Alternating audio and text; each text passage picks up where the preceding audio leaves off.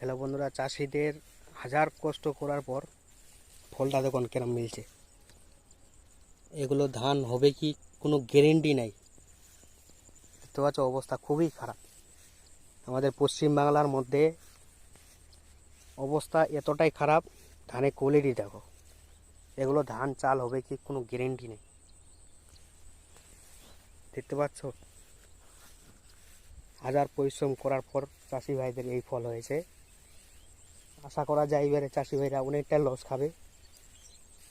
সব কিছুর দাম বাড়তি, তাও মানুষের মন যদি একটু হয় তাও আবার কীটনাশক ব্যবহার করছে। জানি না কতটা কার্যকারী হবে। ধানের অবস্থাগুলো একটু দেখো, খুবই খারাপ, একদম খুবই খারাপ। কারো ধান ভালো নেই, যেটুক ধান আবার ভালো ছিল সেগুলো খারাপ হয়ে যাচ্ছে দিনের দিন। এই ধানগুলো মোটামুটি একটু ভালো ছিল, তো এখন অবস্থা খুবই খারাপ আরও।